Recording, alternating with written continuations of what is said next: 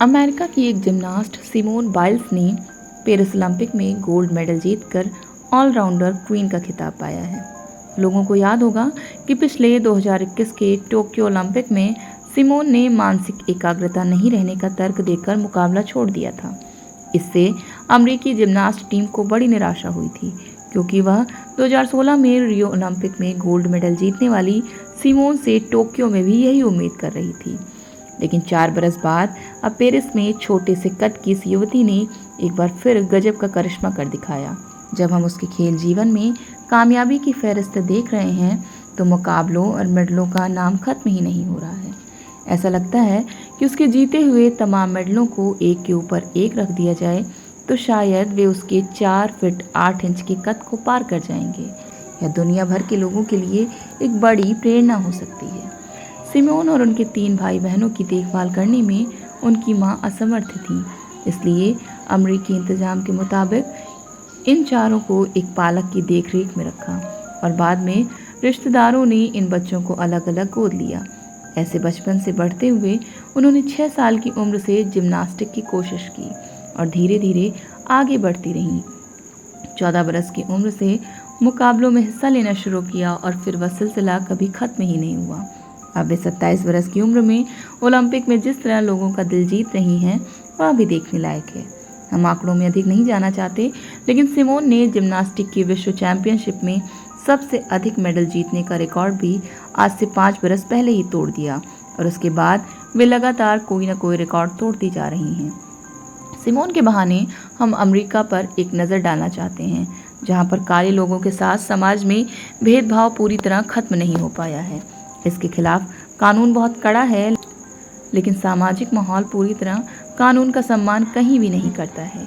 ऐसे में सिमोन ने जिस तरह जिम्नास्टिक में कामयाबी का सफ़र जारी रखा, उसके लिए अमेरिका का समान अवसरों वाला माहौल भी तारीफ का हकदार है, जहां संवैधानिक सुरक्षा की वजह से काले या दूसरे रंगों के लोग भी बहुत हद तक बराबरी का मौका पाते हैं। सिमोन बाइल्स की कहानी यह बताती है कि कोई देश अपने सबसे वंचित तबके को भी आगे बढ़ाकर किस तरह अपनी संभावनाओं को हासिल कर सकता है। वैसे तो अपने आप को एक सबसे विकसित लोकतंत्र कहने वाला अमेरिका सामाजिक विरोधाभासों का उसी तरह शिकार है जिस तरह हिंदुस्तान है। अमेरिका में भी जाति की तरह इस्तेमाल होने वाला रंगभेद वैसा ही जारी है जैसा भारत में दलितों के खिलाफ इस्तेमाल होता है। वहाँ भी भारत के सवर्ण तबकों की तरह एक गोरे तबके में काले लोगों और कुछ दूसरे गैर गोरे तबकों के खिलाफ हिकारत वैसी ही रहती है जैसे कि भारत में कुछ दलितों, आदिवासियों और अल्पसंख्यकों के खिलाफ रहती है। लेकिन फिर भी विसंगतियों और विरोधाभासों के बीच जब अमेरिका की तरह खिलाड़ियों को बराबरी का मौका मिलता है तो वे शानदार प्रदर्शन करके दिखाते हैं। हिंदुस्तान में हाल के वर्षों में यह बात भी उठी है कि भारत की क्रिकेट टीम में किन जातियों के कितने लोगों को मौका मिलता है और किन जातियों के लोग सबसे शानदार प्रदर्शन करके दिखाते हैं। हम उन बारीकियों में तो नहीं जा रहे, लेकिन देश में दलितों और आदिवासियों या अति पिछड़ी जातियों के बच्चों को देखना चाहिए, जिन्हें अपने इलाकों की वजह से या अभाव की वजह से खेल या पढ़ाई में आगे बढ़ने का मौका नहीं मिल पाता।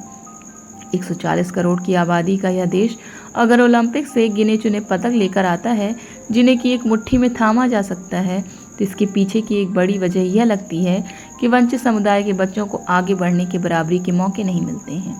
अपने देश की एक बड़ी आबादी को गैर बराबरी का शिकार बनाकर उन्हें सहूलियतें न देकर कोई देश आगे नहीं बढ़ सकता। और जब कोई देश सबसे कमज़ोर तबकों को भी आगे बढ़ाता है तो वह सहूलियत हासिल तबकों के लिए भी एक घरेलू चुनौती खड़ी करता है और सबकी तरक्की होती है। यहाँ हम एक अमेरिकी तैराक माइकल फेल्प्स की बात करना चाहेंगे, जो तरह तरह की शारीरिक और मानसिक तकलीफ़ों का शिकार है, लेकिन सामान्य वर्ग से ही ओलंपिक में आता है। उसने अकेले 28 ओलंपिक मेडल जीते हैं, जिनमें 23 गोल्ड मेडल हैं, 3 सिल्वर मेडल और 2 ब्रॉन्ज मेडल हैं। आंकड़ों के एक विश्लेषण के मुताबिक माइकल के 23 गोल्ड मेडल दुनिया के 162 देशों को अलग अलग हासिल गोल्ड मेडलों से भी अधिक हैं। मिसाल के तौर पर हिंदुस्तान को अब तक कुल 10 स्वर्ण पदक मिले हैं और माइकल फेल्प्स को अकेले ही 23 स्वर्ण पदक हैं। इस तरह किसी खिलाड़ी का विकास तभी हो पाता है जब बाकी सहूलियतों के साथ साथ उसे घरेलू मोर्चे पर दूसरे खिलाड़ियों का भी अच्छा खासा सामना करना पड़ता है। अमेरिका में सिमोन बाइल्स जैसे खिलाड़ी के आगे बढ़ने के पीछे भी यही कुछ वजहें हैं। बराबरी के अवसर, खेल की सहूलियतें और घरेलू मोर्चे पर कड़ा मुकाबला। हिंदुस्तान जैसे देश को अपनी खेल नीतियों के बारे में सोचना चाहिए, जहां देश अकेले अति संपन्न खेल क्रिकेट के आभा मंडल से चकाचौंध होकर बहुत कम सोच पाता है।